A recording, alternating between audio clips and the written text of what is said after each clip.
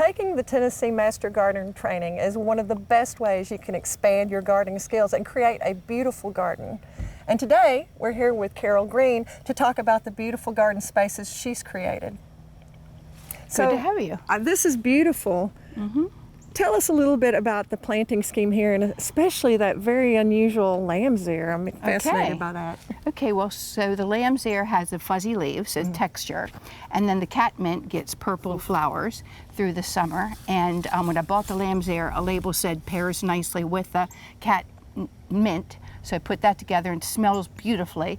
And then I added the yellow lantana just because, you know, purple and yellow go together. And the lantana, the deer don't eat. It looks beautiful with the mum as well. Like that all is really nice color pairing.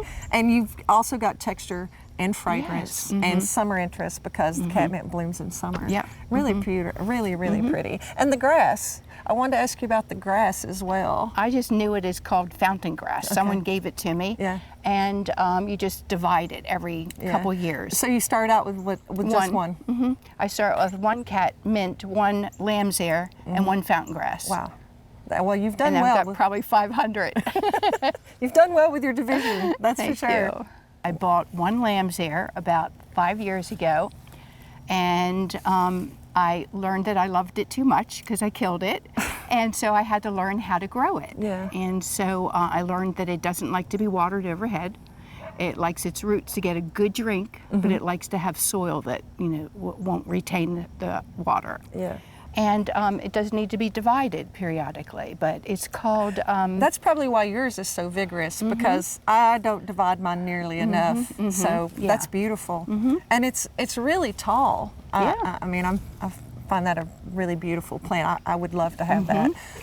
So, Carol, this is a really pretty little water feature here, but what I think I love about this, you have this slope, then you have these really pretty ornamental grasses and shrubs, evergreens, so you're going to have winter interest, and then you have these really nice flowers in front. So tell me a little bit about what all you've got here and how you ended up with this many plants. Design-wise, and here's the benefit of the Master Gardening program, that you learn so much. And I would say most of us are just lifetime learners. We love gardening, we love things of beauty, and we love to figure out how to make them more beautiful. So I had planted Leland cypresses all down here, like 7 of them. And then 2 years ago, a storm took them all out. And so we're like, well, what do we do now? And so we just, you know, took them all out, and then I started dividing my fountain grasses and added a Norway spruce to match that Norway spruce. And then added a green giant here. And one thing I did learn as my gardening education became enhanced is that most gardeners make this problem. They plant everything too close. So instead of putting 5 green giants in a row, I just put 1 there at the backdrop of the waterfall. And those will get quite tall. Tell me a little bit about these flowering plants you have in front of that shrubby and grass background. Okay, well, I've got Shasta daisies, so they start getting the white blooms in June. I've got bugleweed in the front here, that spreads and it gets purple flowers in April. This is spirea, and it gets the pink flowers in the spring, so of course most of them are perennials. And then I usually have lamb's ear all along the rock edge. I've got, you don't see them, but they're bulbs, you know, so I get... I bet that's pretty. Yeah, all along the edge. And I see your catmint you've divided and moved here too. And the catmint, yes. So one thing I wanted to say is that I love how you've been dividing and using these same plants over and over, because it gives the design of your garden a really good cohesion. And the mistake I often made is I'm like, oh, I want that and one of that and one of that and one of that, and then everything's cram-packed and there's no rhythm. This is a really nice example of the rhythm you can achieve by using a few really good plants and just reusing them. And, really and of course, the ones that I use are the ones the deer don't eat. We get a lot of deer here, and I feed the deer. But I've learned what the deer don't eat, and it's lantana, marigolds. They don't touch the daisies. They don't eat the lamb's ear. So I just have a lot of those, like half a dozen plants that it's a the good deer strategy. don't eat. It's a good strategy. So we've got one more spot here that I'd really like us to take a look at, and I'm assuming this is a 3-season bed that you always change this out, but right now you've got this really nice fall decor, fall themed, and so many of these plants are blooming in summer and in fall. It's really quite nice. So talk a little bit about some of what you have here. Okay, well, this has been evolving. Okay, so about 3 years ago, Sue Proctor, a master gardener in the area, posted that she started a wildflower bed. So at that time, the push was to have curb appeal. I thought, well, what can I do at the curb? Because this was all Bermuda grass. So one thing we've learned in the master gardening program is how to deal with Bermuda grass. So I decided I wanted to get rid of the grass here and put in a wildflower bed. So in the spring through the summer, this is all wildflowers. Oh, nice. It's totally different. And so, of course, all the wildflowers died, and I needed to just add something that's going to last through the season. So I've got my marigolds that last well into the fall, and you've got the lantana, of course, the lamb's ear, and then the pansies. I had never grown pansies in my whole life. Just 2 years ago, I learned about pansy, that they're cold weather flower. And just to go out on a dreary winter day, a cold day, and see flowers in the garden. I've seen during an ice storm, the ice melted away and there was a little pansy propping up its head. They're great to start from seed too, so definitely one of my favorites. Okay, I have to learn how to do that. Oh, it's not hard. You'll be fine at it. You've got all that training. I just wanted to say thank you, Carol, for letting us come and visit your garden. It's really, really pretty. Well, thank you. And you should justifiably be proud of what you learned in the Master Gardeners and also what you've done here, because it is really pretty. Well, I have to add that I was never really trying to, win an award. But one day I came out, I gravitated out to the garden because my dad, who lived with us for 11 years, passed away. And I just went outside and I never came back in. Well, I just started gardening, and one day I went out on the front porch and there was an application underneath my gardening gloves.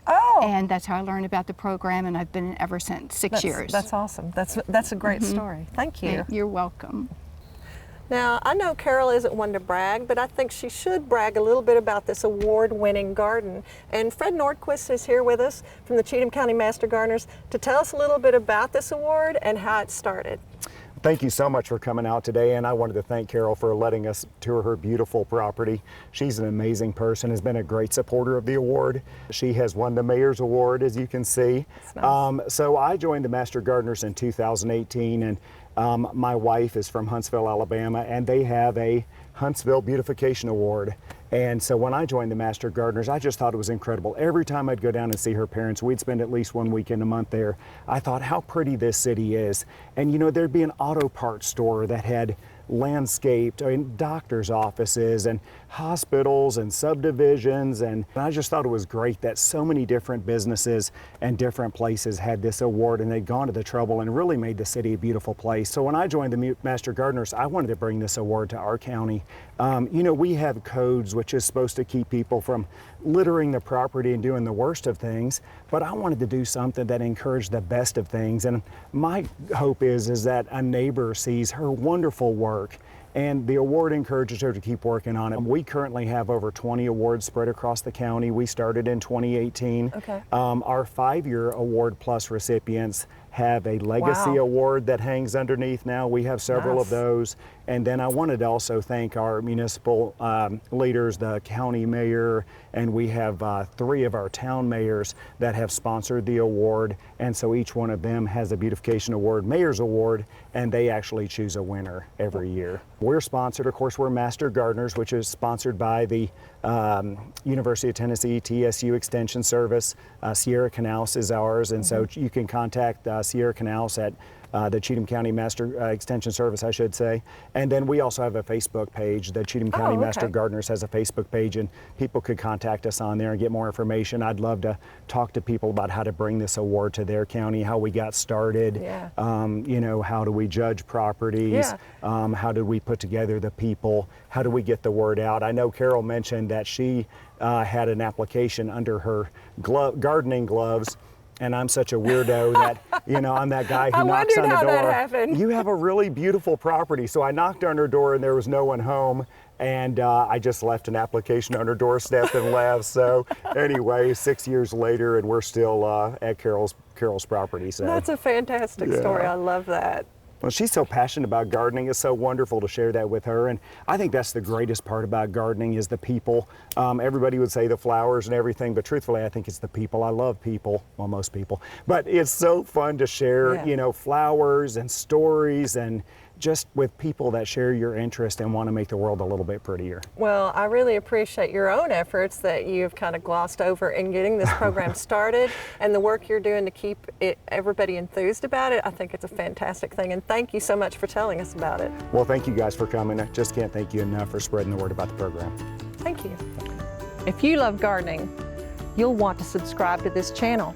Home garden tours, tips from growers, and lots of plants. Until next time,